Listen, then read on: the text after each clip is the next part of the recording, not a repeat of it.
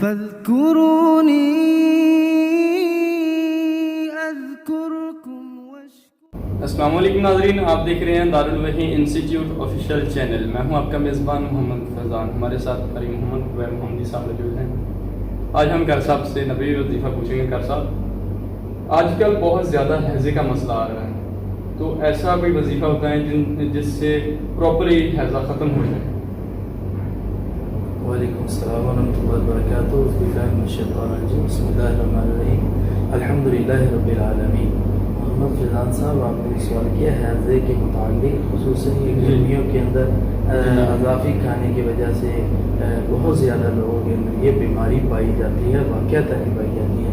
مجھے یاد ہے کہ میں ایک مرتبہ مفتی اصغر اکبر رحمۃ اللہ علیہ کے ساتھ گیا تھا، ان لوگوں نے وہاں کھانا بنایا ہوا تھا، تو دعوت پہ گئے تھے، تو اس وقت جو ہمارے ساتھ ان کے خادم تھے نا، مفتی صاحب کے ساتھ خادم تھے ان کے، تو ان کو بھی یہی مسئلہ تھا۔ تو انہوں نے، میں نے کہا بھی آپ کھانا کیوں نہیں لے رہے؟ تو اس نے کہا تھا کہ میں بہت کم اس لیے کھاتا ہوں، مجھے حیضے کا مسئلہ بن جاتا ہے۔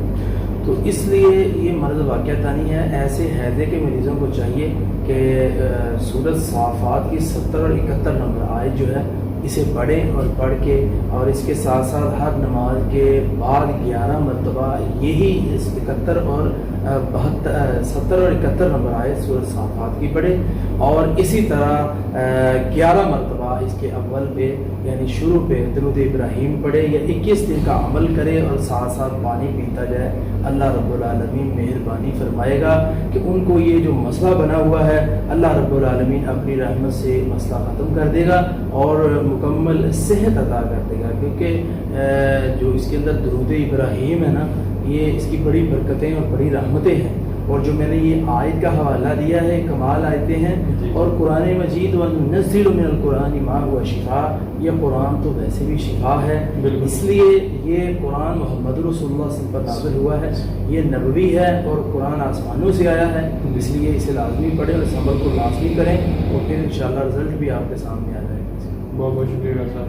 جتنا ناظرین کا صاحب نے بہت ہی پیارا حیضے کے متعلق ہمیں وظیفہ بتایا، تو اگلے سوال کے ساتھ پھر حاضر ہوں گے، تب تک کے لیے ہمیں اجازت دیجیے۔ اللہ حافظ۔ فاذكروني